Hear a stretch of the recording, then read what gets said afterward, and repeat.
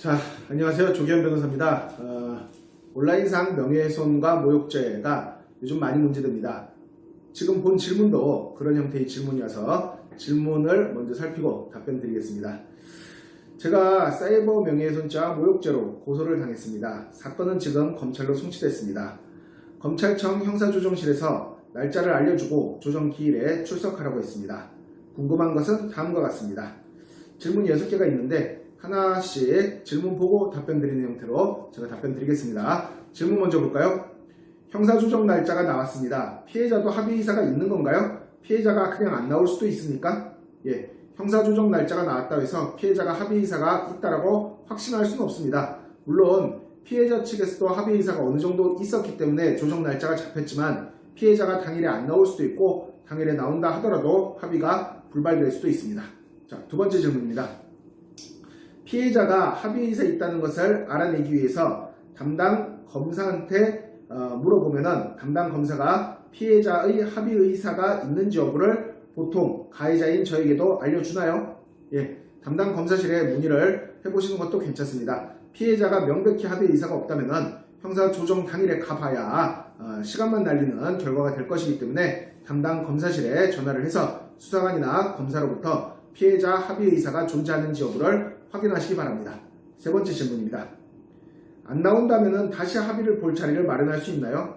현실적으로 검찰청에서 주도하는 형사조정에도 나오지 않는 피해자와 다시 합의를 본다는 것은 매우 어렵습니다. 피해자가 본 조정에 응하지 않으면 합의는 어려워질 가능성이 상당히 높습니다. 그 다음 볼까요? 제가 아는 사람은 저에게 이렇게 조언을 합니다. 피해자 연락처를 어떻게든 알아내서 따로 피해자한테 연락해서 개별적으로 합의를 보라고 하는데 이게 맞는 선택인가요? 아닙니다. 형사조정까지 검찰청에서 주도하고 있는데 피해자가 함부로 연락을 했다가 피해자가 더욱 강력한 처벌의 의사를 밝히면 형사처벌 수위가 높아질 수 있기 때문에 올바른 방법이 아닙니다. 검사실을 통해서 합의를 도모해보는 쪽이 훨씬 좋습니다. 물론 피해자에게 피해자 측 변호사가 있다면 피해자 측 변호사와 얘기를 해보는 것은 권해볼 만합니다. 피해자의 연락처를 직접 알아내서 접촉을 시도하는 것은 좋지 않은 방법입니다. 그 다음 질문 볼까요? 검찰청에 피의자라고 써놨는데요. 질문자는 근데 피해자죠. 본인이 피의자입니다. 검찰청에 피해자 연락처를 알려달라고 하면 알려주나요? 알려주지 않을 가능성이 높습니다. 검사 재량이긴 합니다만 형사조정까지 진행하는 마당에 피해자 연락처를 피의자인 질문자에게 개별적으로 알려줄 가능성은 거의 없습니다. 합의를 본다면 조정위원회가 합의금을 책정해서 합의 보라고 하나요? 아닙니다. 합의금은 기본적으로 피해자와 가해자, 즉 피의자가 먼저 합의금의 수준을 결정을 하고 조정위원회는 거기서 조정이 성립될 수 있도록 조력을 합니다.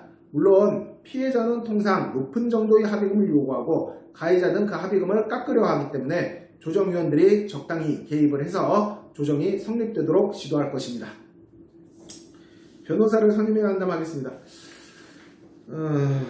본건을 어떻게든 합의해가지고 전과를 남기기 싫다라면 변호사 조력을 지금이라도 받아보는 것이 도움이 될 수는 있을 것입니다.